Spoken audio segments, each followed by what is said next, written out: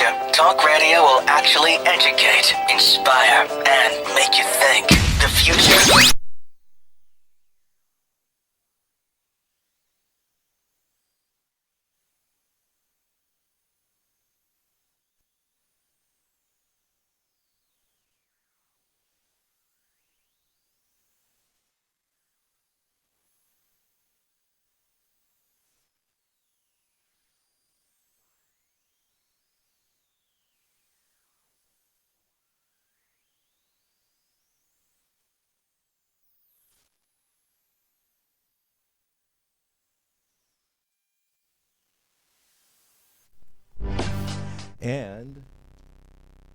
And welcome back, folks. We are Dr. Judy WTF, and I've got a nice vibration on my headset here.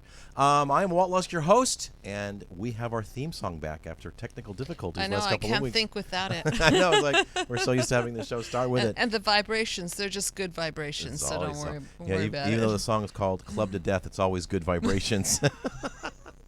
That's from The Matrix, folks. We are here working on our amazing mind map that was developed by Dr. Judy about 12 years ago. So she's been perfecting it since then, even though I have a belief that perfectionism is fatal. And we are in panel 5 tonight, which is denial. So there's no denying it, folks. You are listening to Dr. Judy WTF right here on UBN Radio Network. Well, it's also expanded to defense mechanisms. Denial is one. Denial is one of them, and right. Defense mechanisms is more it's broad. Huge. Excuse me. It's huge. Right. So there are many, many, many. Well, I won't defend it then. Okay, no, don't. Neither will I. So drop all the defense mechanisms, and don't forget to call in, because this is a call-in show. It is a call-in show. We are live here on Thursdays, and you can call us in 323-843-2826. Again, that's 323-843-2826. And you can pull our shows, for those of you that want to, on Stitcher and iTunes, and of course here at at Universal Broadcasting Network. So, Walt, what do you think is the biggest defense mechanism in America? I would probably think it probably is denial. Okay, that's one of them. Yeah, I know that. I mean, there's a bunch, but I mean that's. And it's not just a river in Egypt, right? No, it's definitely not just a river in Egypt. So we're going to talk about a lot of them, because there are a lot of defense mechanisms. There are a lot of defense mechanisms, and when you hear one that resonates with you, you can always call in, because we want you to get on the couch with Dr. Judy, because that's what the show's all about. But we know I wanted to start with, since you actually have a phenomenally huge practice here in the LA area, a success story that's popped up this week from one of your patients. Sure. Any come to mind? One comes to mind because it was just so quick. It really even shocked me insofar as how quickly this got resolved and how deeply it got resolved. And while we're on the subject of defense mechanisms, there are two defense mechanisms that were operating here. So just to keep the confidentiality, a young man from another country who was persecuted in his country and came to America. And the problem is that he was really safe within his cocoon, the defense mechanism of the family cocoon, but the world was really not that safe. And so when he arrived at America, he had this perception that it was still not safe, because the children wouldn't talk to him, they wouldn't play with him, he spoke another language, and it was really, really bad. And so he developed a very, very strong dependency on his mother, and one of the ways in which he coped with his life was through obsessive compulsive disorder. OCD. Right, but behind the obsessive compulsive disorder, so this is how sneaky defense mechanisms are. We think it's OCD, except that behind the OCD is a paranoia. Okay? And then the OCD is just a way to keep everything in check and control the world, because this is a case where this young man felt really out of control in his world, and so as a result of this out of control, he thought that he can at least control checking the door, he can control making his bed several times a day, he can control. But so he thought he could control his environment? Right. Of sorts? Right, but It was eating his mind up. It was making him in mental jail. And he had been on every single drug possible. We I'm went sure through he the had. list. I was taking copious notes, and I wrote down, so what have you tried in the past? And it was Prozac and Zoloft and Xanax and Effexor and this, that, Wellbutrin. And it's like, okay, are you on any of them? Nope. Okay, have you seen a shrink before? Yep. How did that go? I guess not too well. I'm sitting here. And so what we started working on is really exploring the old defense mechanism which used to work. So what's wrong with defense mechanisms is that at some point in life they work, and then they get outdated. Well, And- why argue with success, right? It works. Well, because after a while, it's the prison.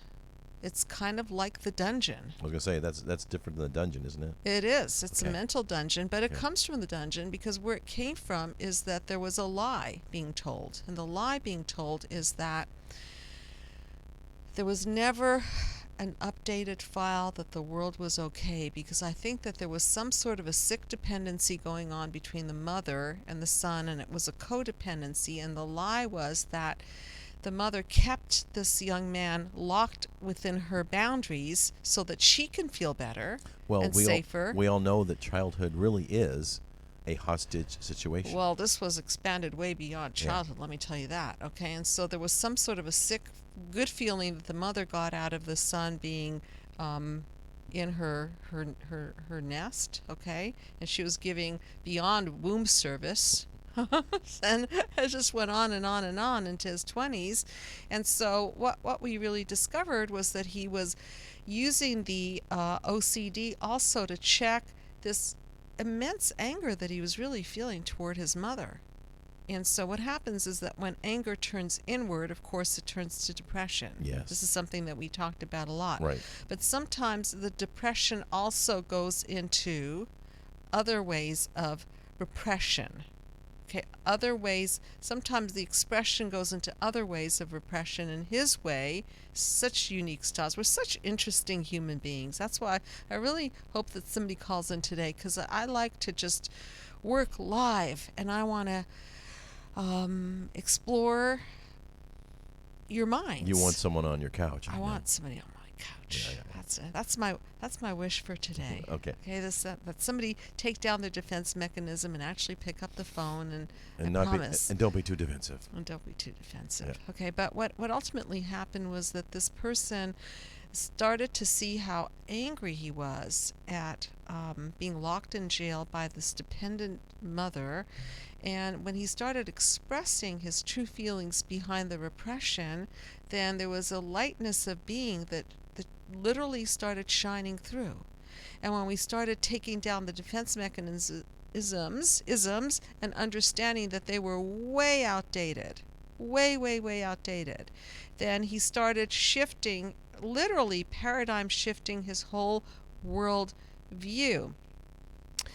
And when he challenged me by saying that he was really scared that the OCD would come back, because by session 4 he was like a free man. His whole countenance had changed. So in other His words, whole and again, body language had Folks, changed. 4 sessions. That's if it's Yeah, one a 4 week. sessions. That's a month. Yeah. It's all of a month. And I take the temperature Yes. at the beginning, and I take the temperature of the OCD level in the middle, and I took the temperature of his OCD, and he had gone from a 9 Out of a scale of 1 to 10. out of a scale of 1 to 10 down to a 2 and by folks, session number that's 5. one of the things I really appreciate and I'm aware of, because I've kind of been around mental health for years and years and years. She's one of the ones that actually takes the temperature of the patient, the client, to see how she's doing. She wants to know.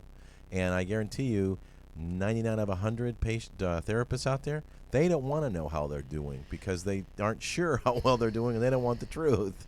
Well, truth is the light that we shine on the situation, and that's Absolutely. the get out of jail free card. Yes, Because it once is. he started telling the truth that he was really upset at his hostage situation, and once he started seeing that this outdated defense mechanism was just a way for him to stay dependent on his nest, his mother, then he started reevaluating it and relaxing with it. Well, I'm sure that happened rather rapidly once the the stuff has been realized of the cause of it. Well, today, Walt, I have to do these continuing education units, and I've got to do 36 of them a year. And we all us professionals have to do CE, continuing education. And today I had the privilege of being in a seminar on happiness and the psychology of happiness, and I think there were a lot of really wonderful themes that were discussed, one of which was gratitude, and we talk about that a lot, and Attitude, appreciation and kindness and unconditional love, which is the most healing force on the planet. Yes, it is. And yet again, I saw in my very own profession that my own profession still wants to gloss over things. And I do respect brief therapy. Are they in denial? Well, I don't know, but they seem to think that it's okay just to say, let's not concentrate on the problem. Let's just move past the problem because that's depressing, and let's get to the solution. And I guess it may work for some. However, the way I see it is that if we don't get to the cause, which is really the breeding ground for pathology, and if we don't take the bacteria or the virus, so to speak, the psychological virus, and really clean that out through expression, debug it, and trace it and see how it gets into the fiber of the person's being. I don't care how many affirmations a person will say, and please call in. Let's have a healthy debate about it. But I just don't think that glossing over it and putting a smile on yourself and being happy, happy, happy, like the song says, okay, I just don't think that that's the ultimate solution. It may work for a little while, but then something's going to hit. So what you're saying is, in terms of a Confucianism, he or she who stick head in sand will get butt kicked. Which is the denial. Yes. Correct? Absolutely. Okay. So there's a big denial going on, which is that we're not supposed to talk about how our parents hurt us. We're not supposed to bring that subject up.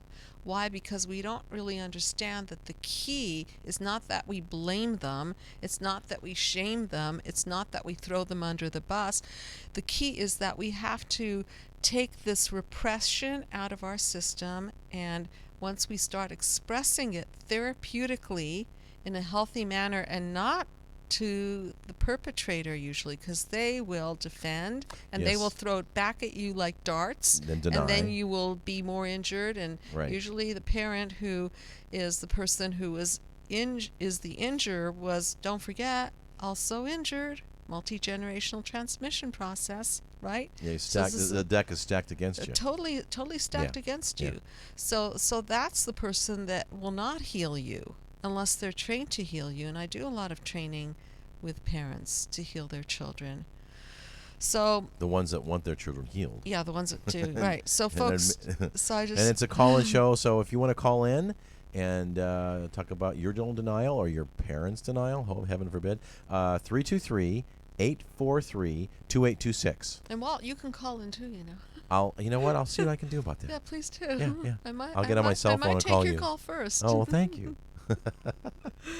And then you can put me on the couch, and I can put you on the couch, and you can put me on the couch, and we can shrink each other. There we go. And then shrink the tune at the end of that. And we will be shrinking a tune, and we've got a very special tune today. It's sort of like one of the defense mechanisms is acting out, by the way. So stay tuned, and we'll be shrinking that tune, which those of you who are new listeners, we take a popular song, I read the lyrics, Dr. Judy sort of interprets it through her experience and mind map, and then of course we play the song, and you'll never hear the song the same again, guaranteed.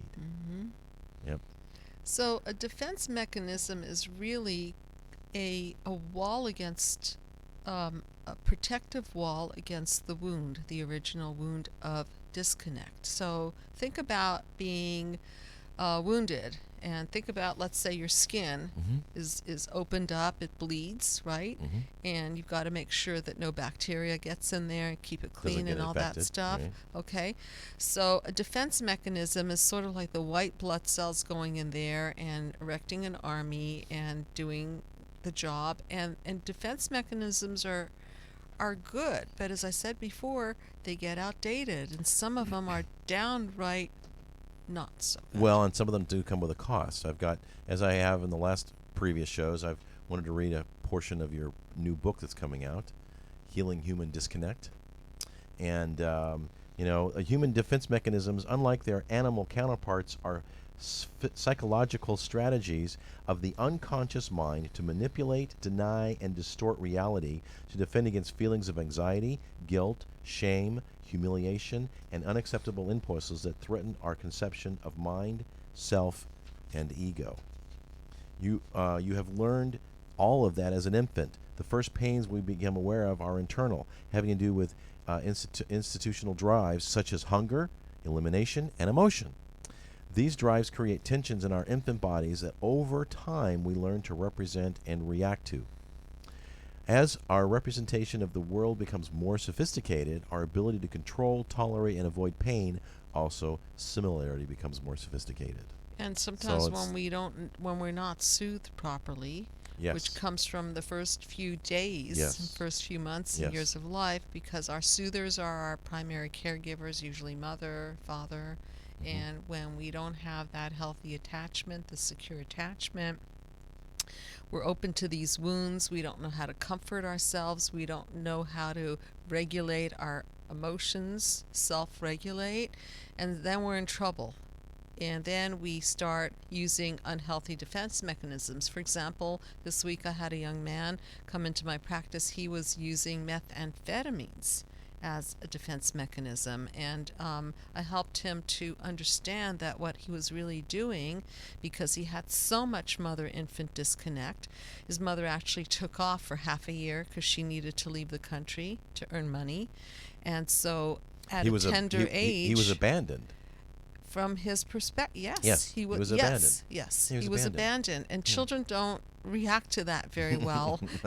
Okay, I know I don't. I mean, I think that if you have been tuned into some of our shows, I've mentioned how I will reenact human disconnect by picking up my cell phone in a session and showing a person, a child, an adult, what it really is all about and how delicate we are. And so when I'm conducting a session and I ask a person to express themselves, and then I pull out the cell phone, right, and they can't even talk straight, they can't think straight, it's as though I'm seeing ADHD or ADD right in front of my eyes, attention deficit disorder. Why? Because we need each other to connect to have the brain calm down. It's that connectivity. Yes. We are wired to connect. That allows us to think. And one of the premises of healing human disconnect is that, Judy, I believe that we as individuals, we as part of a couple, we as families, we as a nation are more humanly disconnected than we ever have been. And part of the guilty party, of course, is this all-important smart cell phone, right? So smart. It's right? Yeah, it's making us So dumber and smart. dumber all the time. So think about all the defense mechanisms out there. I have porn as a defense mechanism. I deal with individuals who use pornography as a way to distance themselves from connecting because they're so scared of intimacy. And that's how that one works. So if you don't get your heart involved with somebody, if you just objectify them and use them as a sex object, well, cool. You never really get to feel, and so you never get hurt. And if you have a blueprint of mother-infant disconnect, and the first blueprint is that your mother severed the connection, whether it be because she was emotionally unavailable, or she was physically abusive, Right. or she left, or she handed you over to caretakers too early, whatever the case may be, now the person has to have a heart guard on because it's too painful to make emotional connection. Right. And Better because just in have the many sexual instances connection. they're probably afraid they might be abandoned, right? Right. So Yeah. this way they stay safe. They I stay call safe. it put the heart guard on. Okay. Put the condom on your heart. Okay. Okay. And heaven help you if it breaks. Yeah. But so a little more of the book here. The different sizes of what we call isms, and what are isms, Judy? These are the defense mechanisms, and some of them are healthy, and we'll get into Yes, that some of later. them are healthy. Right. represent the level of development in your life. Your healthy isms reveal synchronicity, equilibrium, and stability, but unhealthy isms can also represent the size and weight of the injuries you have been struggling with from early on that cause your present addictions, obsessions, symptoms, and/or dis-ease. So if you can, do you mind putting the mind map up Sure. there? And Those of you that are listening, you can go to www.drjudywtf.com. But here's a shot of the mind map. or put the whole thing up there. Yeah, And there's a whole mind map. I want to It's show. it's 9 panels. I want to show you guys a process, because the isms, which are the defense mechanisms, are kind of like the let's put it this way, the hatched version of the psychological virus. Okay, so there's the wound, and then it's incubating, and then over time it goes into a reactive mode, and then it encodes into the fiber of the person's being. So I'm going from panel 1, which is the wound, to the reaction, which is panel 2, and then the encoding, which we spoke about, which is our negative core beliefs, and then the breakdown of that. And nobody likes to be in chaos, which is the panel 4. So what do? We surround ourselves with a protective mechanism, a defense mechanism, so that we can cocoon ourselves in and stay safe. So these defense mechanisms are very varied. Smoking is a big one. Smoking is a huge one. Yes. Over 22% of the country here in the United States smokes.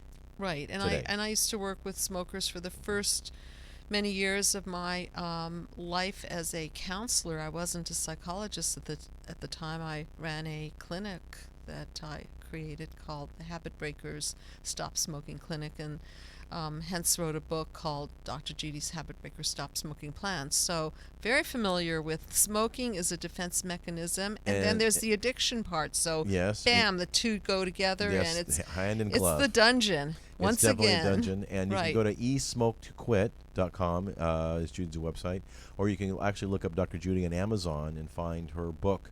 It's sold well over 250,000 copies on how to quit smoking. And with interaction with Judy, she believes there is she's not going to say this, but I will.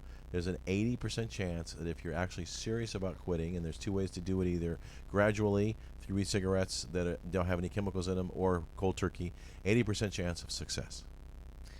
With follow-up, okay? Right, it's got to be some accountability with and follow-up. follow-up. So you can't just quit smoking and then not check in, whether it's checking in with me or a therapist or a Smokers Anonymous group or having some sort of support system. That is the key. Absolutely. Because you're literally dropping an unhealthy defense mechanism for human connection. Yeah, you're trying. Yeah, you're replacing right? something. You're replacing it. You're replacing a disconnect, which is smoking, because that's a disconnect, and you're replacing it with a connect, which is support from another human being.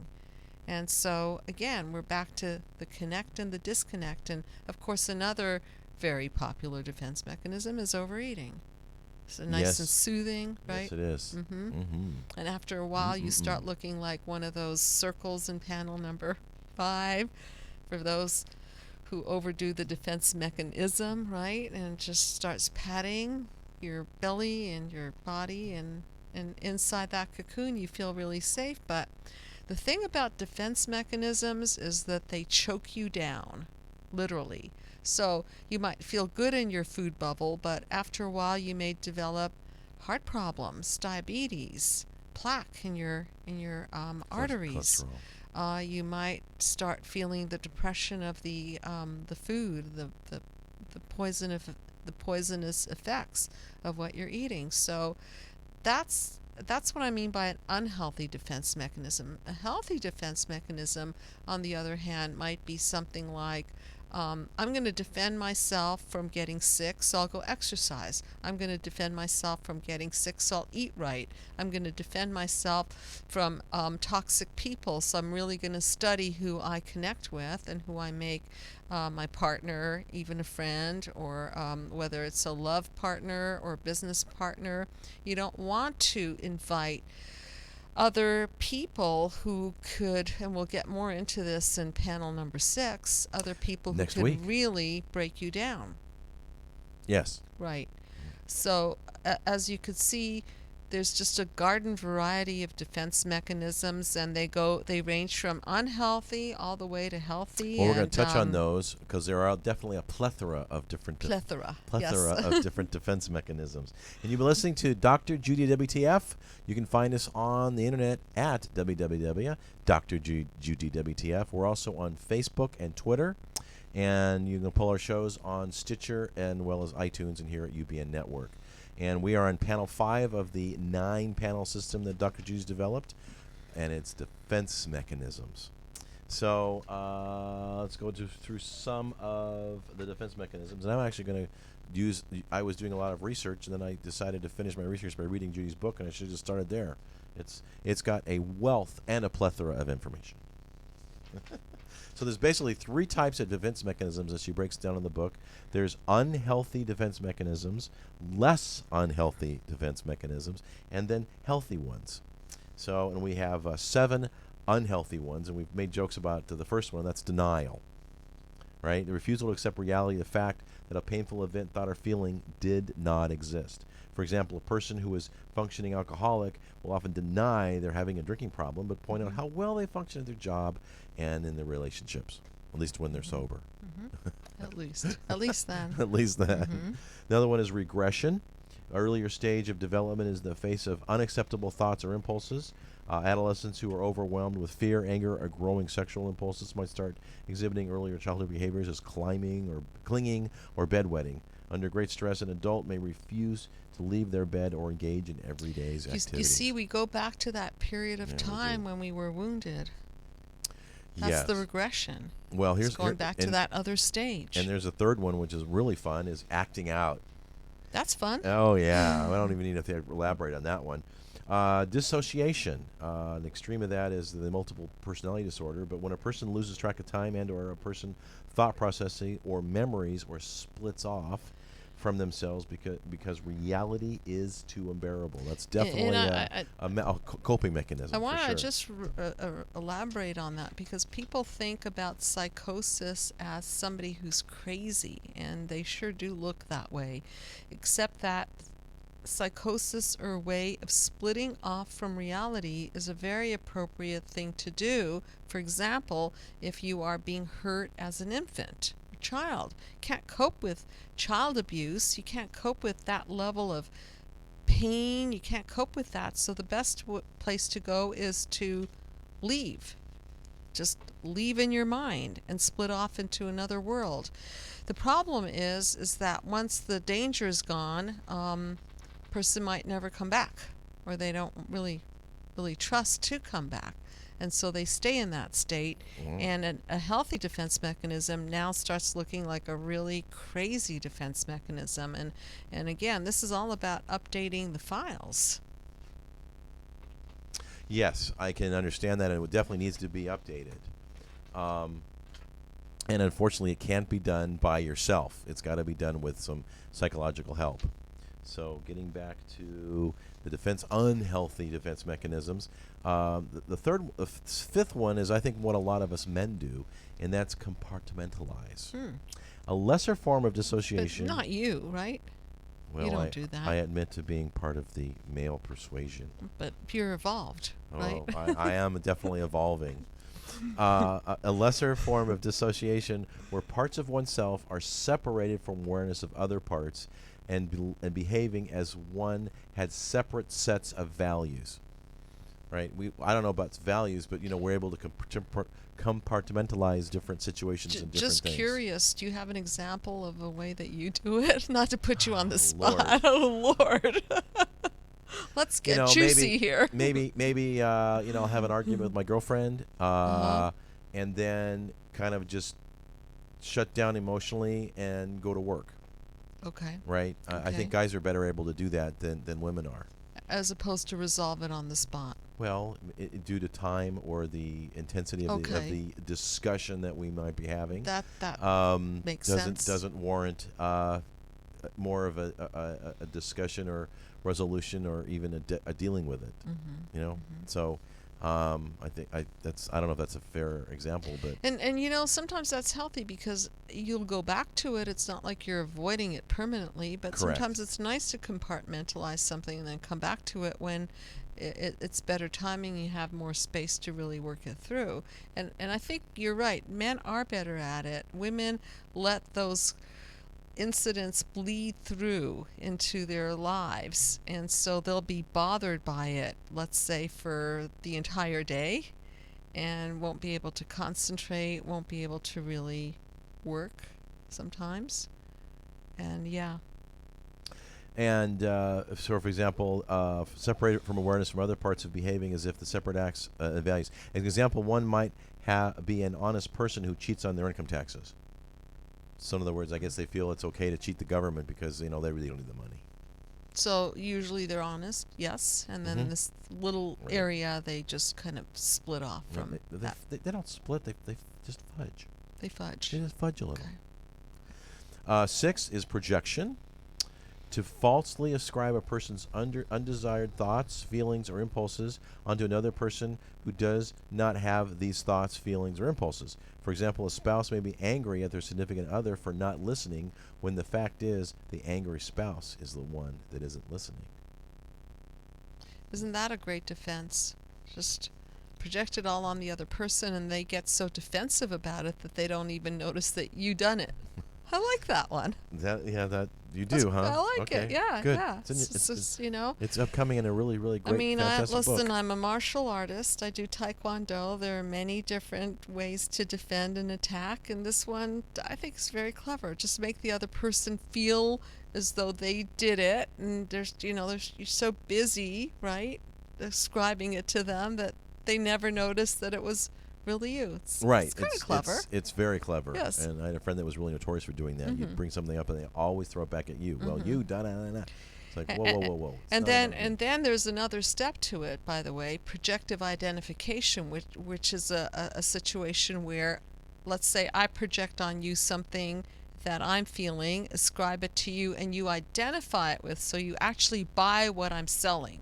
Okay? Wow. You buy it. And then once you buy it, you're on the hook, and I'm off the hook, and you're feeling it, and you're defending against it, and I'm going, yes. Hook, line, and sinker. I passed the buck big time. That's it. And then the last one of the unhealthy defense mechanisms of the 7, that is in Judy's book, is reaction formation. The converting of unwanted or dangerous thoughts, feelings, or impulses into their opposites. For instance, a woman who is very angry with her boss and would like to quit her job, but may instead be overly kind and generous toward her boss and express a desire to keep working there forever. Right? I mean, that's definitely extremes. Right. I think women are better at that than we are. You think? Yes, I do. Yeah, we just know how to butter it up, don't we? Right? Absolutely. And if you disagree, call in. Get on the couch with Dr. Judy. And the number is area code 323-843-2826. That's the butter the BS defense mechanism. Yes, definitely want to. That's right. Butter the BS. I think it's in the manual, the DSM, which is our diagnostic manual. I have to look that up. Is that different than co-signing the BS? It's all in the same category. Same category? Yeah. Okay. So those are the unhealthy defense mechanisms. We had denial, regression, acting out, dissociation, compartmentalization, projection, and reaction formation. Moving on, we have 5 less unhealthy defense mechanisms. First one is repression. The unconscious blocking of unacceptable thoughts, feelings, and impulses. Repressed memories, for example, are those that have been unconsciously blocked from the access or view. But because many is very malleable and ever-changing, memories can be filtered and altered. So that means there's big debate whether there is such a thing in the first place, because you're not sure or not certain. You're talking about repressed memories yes. and this whole controversy of whether things happen. Well, Freud thought that these sexual fantasies were actually fantasies. That when he was doing his analysis, he thought that all of these conversations that were coming up were actually fantasy conversations. So turns out that I guess some of them must have been real, because it's impossible that no one got molested and that nobody got beaten and that no child abuse occurred. That's pretty That's extreme. unbelievable, That's isn't extreme. it? Yeah. And then I think that they started looking into, well, maybe it's more than just a fantasy. So I say, WTF? What the Freud? What the Freud? In other words, would Yeah. that be more? Well, was he believing that perception is reality as opposed to Well, reality is reality? I don't know, but I sure would love to put him on the couch, because listen, he wasn't the healthiest tool in the shed either. I mean, he had an extreme cocaine addiction, didn't he? He He was probably snorting did. it Well, up. well, he had to, stay alert and listen to his patients. That's true, and Yeah. that's why I shortened the therapy to 9 panels of a mind map as opposed to 9 years on a couch. So when you get on the couch, it's not for 9 years. No, certainly not no, at all. not and definitely not. As we just heard earlier in the show, that the guy who had extreme OCD got to the foundation of the cause, and within 4 sessions had improved mentionably. So number 2 of the less unhealthy defense mechanisms, displacement. The redirecting of thoughts and feelings and impulses directed at one person or object but taken out upon another. For example, a man who gets angry at his boss, but he can't express his anger for his fear of being fired, so instead he comes home and kicks the dog or starts a big argument with his wife. Right? Kind of Right. vents a little bit. Because it's dangerous to talk to the boss, because his bread is buttered there, That's right? So correct. he can't really, maybe he doesn't have good communication skills, or he's scared that if he opens his mouth, the boss will close it permanently. His Who boss knows? might be a jerk. Right. And so what's he to do with these feelings? He just displaces them to Yep. wife and dog, or dog and wife. Which one first? How does that go? Usually, hopefully it's a dog first. Oh God, I love dogs. I know you got two great ones. Touchy. Intellectualization, the overemphasis of thinking when confronted with an unacceptable impulse, situation, or behavior without employing any emotions whatsoever. Example, a person who has just been given a terminal medical diagnosis, instead of expressing their sadness and grief, focus instead on the details of the possible fruitless medical procedures. And Fruitless that's kind medical of like procedures. fruitless, and that's kind of like the denial that you were talking about, right? Yes. Mm-hmm. And this one's a good one. Rationalization. Putting something into a different light for one's perceptions or behaviors in the face of changing reality. For instance, a woman who starts dating a man she really, really likes is suddenly dumped by the man for no reason. She reframes the situation with, I suspected he was a loser all along. Yeah, that'll take care of her feelings of loss, won't it? Yeah. Yeah. And then lastly, if less unhealthy defense mechanisms is undoing. The attempt to take back an unconscious behavior or thought that is unacceptable or unhurtful. This was really interesting. And we've all done this one. For example, after realizing you just insulted your significant other in the worst, biggest way, unintentionally, mind you, you might spend the next hour countering the damage by praising their beauty, charm, and intellect. That'll undo it. For Sure. sure they'll forget about Oh, that yeah. faux pas that you made. As we say, it is impossible to put the toothpaste back in the tube. Okay. Precisely. And then we have three healthy defense mechanisms. So these are the ones we all aspire to be, I guess. Huh? Sublimination. I'll say that word. The channeling of unacceptable impulses, thoughts, and emotions into more acceptable ones. For example, when a person has sexual impulses they would like not to act upon, they might instead focus on rigorous exercise, humor, or fantasy. Take it to another level. Take it to another level, Right. or I guess that'd be what, kind of a little bit of like a diversion, right? Yeah, I mean, you're putting your emphasis somewhere else. Right, or just take it into an art form. Let's say that you want to sublimate something that's not healthy. You just turn it into something that, like write a song about it, or do a poem around it, or a painting around it. Instead of acting out on it, just sublimate it to something else. A higher level.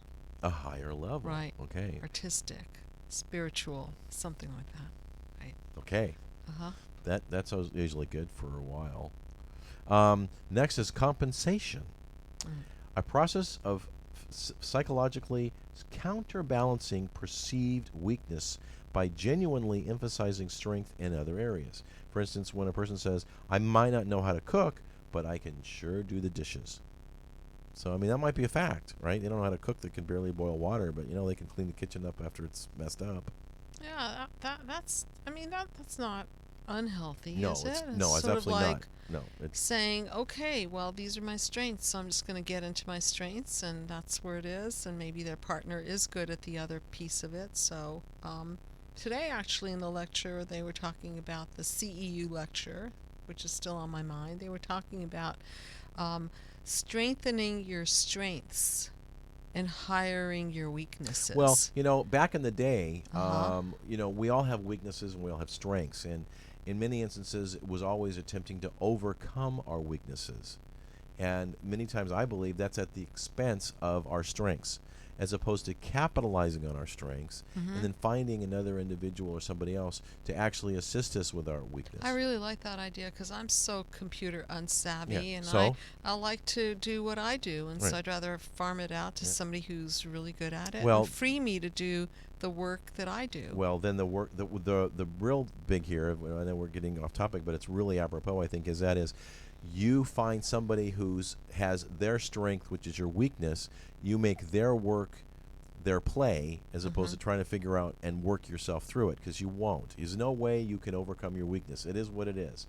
So find someone else who it's their strength and they love doing it, and it's actually they're so good at it, they play at it, than trying to overcome it and do it yourself. I mean, and some would say challenge your weakness and and expand it. I could see that too. That it would be healthy, probably healthy for me to take a computer class, so I'm just not such a nerd around it. But ultimately, where do I want to be spending my time? Is I want to be spending it on my passion, not really learning Right. something that doesn't interest me that much in the first place. Correct.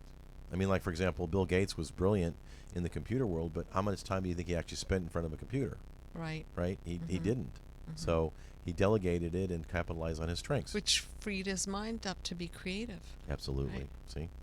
And last one is, and I'm not a none too soon here, these are the 3 healthy defense mechanisms. Assertiveness. And this emphasizes a person's need or thoughts in a manner that is respectful, direct, and firm. Assertiveness falls in between a passive and aggressive communication style, striking a balance between speaking up for themselves and listening. Right, as opposed to an avoidant defense mechanism. So if you're assertive, then you can draw the boundaries, right? And you can Yes. still be in the game. But if you're avoidant, then you withdraw and you're not really in the game. There's no interconnection. But you're in your bubble and you're safe. And the other way, you still stay in the group. And again, being assertive does require a little bit of self-esteem and security in the relationship that you're in. Mm-hmm. Right? And communication skills. And communication assertion skills. Which in all relationships, I believe we are a little bit more secure than we feel we are. So you might want to try being just a little more assertive, and I promise you, in 9 times out of 10, it will surprise you the results, and I assure you it'll be positive. And then we talk about the peaceful healing dialogue. Yes, in the right? end of that chapter, we talk about the peaceful healing dialogue, the Right, PhD. and so one way that you can be assertive is simply by asking the person respectfully if it's okay for you to talk about a certain subject, and then sharing with them your truth. And that's assertive. Just simply sharing your truth, not in an unkind way, but really owning your own stuff and self-reflecting. And the more you can talk about your piece in the problem, the more they'll be able to talk about their piece in the problem. And guess what? As you demonstrate non-defensiveness, you're really being the cause of creating an atmosphere of non-defensiveness in the person across from you. So then they're going to start sharing about their piece in it.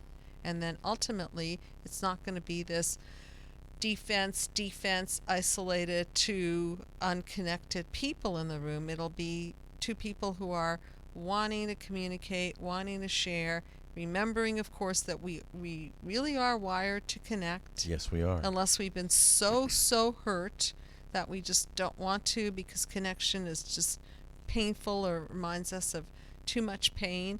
but still, we are wired to connect. So these defense mechanisms, they serve us, and some of them obviously don't. And if you would like a copy of the Peaceful Healing Dialogue, Judy's developed one, and it's actually on one page. Yeah. Before the book comes out, you can actually email us at info@Dr. Judy WTF, and we promise that we'll shoot it right back to you and get your copy. So if you want to have a PhD, Peaceful Healing Dialogue, with someone you love or don't, we'd be happy to do that. And also, if you want to be on our mailing list and get regular reminders of our show And topics coming up, please just send your email address. Send them over to the info box. info@drjudywtf.com as well. And we can do that, and it's a growing list. So we appreciate all you that are writing in. So that's it, folks. Time for us to shrink that tune. This is kind really of already. Well, is time the tyrant once again? The clock is the tyrant. Yes. Oh, the clock is the tyrant. The clock is the tyrant. This was kind of my request under the auspices of acting out in terms of the defense mechanisms. It's a fun Beatles song entitled "Savoy Truffle." So Dr. G is going to try and interpret this one. This is going to be fun. Well, it's by the Beatles. I love the Beatles. Oh, absolutely. 60s and then, of course, we're going to play the tune afterward. Creme tangerine and mollimant, a ginger sling with a pineapple heart. A coffee dessert? Yes, you know it's good news, but you'll have to have them all pulled out after the Savoy truffle. So I was reading a little bit about this because when I saw the title, I thought, yikes, what the hell is a Savoy truffle? WTF. WTF. And so I started doing a little research, and I found out that this is an ode to Eric Clapton's most wonderfully delicious defense mechanism, which is chocolates. Interesting. Right. Yeah, Wow. I learned that today. Wow. You know, Well, like a fascinating. little trivial pursuit question. Cool. And so really what we're talking about here is this wonderful chocolatey and pineapples, and it's just delicious, right? On the Yes. surface of it, it's delicious. However, defense mechanisms, the unhealthy ones, have a price tag, and in this case, it's pulling out teeth, rotting teeth. Wow. Wow. Wow. Okay. We pay a price. There's always Eye for an eye, there's tooth for a tooth. and there's always a cost. A truffle for truffle and a truffle for tooth. Something like that. And by the way, if you want to see this, it's really fun to watch on YouTube. Someone's done a really good interpretation of it on YouTube. Just punch it in. Cool cherry cream, a nice apple tart. I feel your taste all the time. We're apart. Coconut fudge really blows down those blues, but you'll have to have them all pulled out after the Savoy truffle. So this is so beautifully said because the fudge, the chocolate, which is supposed to be an antidepressant, right? Yes. Is pulling out the blues. But again, look at the price. Well, he's not talking about diabetes. He's referring to teeth here. Okay. But same concept. Feels good and then doesn't. There's a cost. Yeah, You might not feel it right. You might not feel it now, but when the pain cuts through, you're going to know and how. The sweet is going to fill your head. When it becomes too much, you're going to shout out loud. And I love the Freudian slip. You know, you said sweet, but it says sweat, and the sweet makes us sweat, and that's The sweat's going, yeah. And that again, is that's where pulling tooth. Oh yeah. But chocolate's sweet. Well, yeah, but here it's going to make him sweat because he's going to get his tooth pulled out. Yikes. But you'll Defense mechanism is but not you'll gonna have work. to have them all pulled out after the Savoy truffle. You know, that way you eat you are, but what is sweet now turns so sour. We all know oh la di blah da, but you can show me where are you? Well, here he's talking about kind of bottoming out, right? You'll have to pull them all out. You know that what you eat, you are. So ultimately, this is going to cave in on him as like a really bad cavity. And the obladi blada thing is, you know, remember that song, obladi oblada, life goes on. But in this Yes. case, life won't go on because it'll kill you if you eat too much. And that was kind of his personal joke in the song is like, no, life's not going to go on if you keep doing this. Wow. And then lastly, of course, is you'll have them all pulled out after the Savoy Truffle. So that's Savoy Truffle by none other than the Beatles. And that's our tune, that's our song, and that's our show. So again, if you want to write us, you can do info at Dr. Judy WTF. I'm your host, Walt Lusk. You've been on the couch with Dr. Judy Rosenberg. Next week, we will do panel 6 of the 9-panel mind map. And until then, folks, God bless and stay tuned. God bless.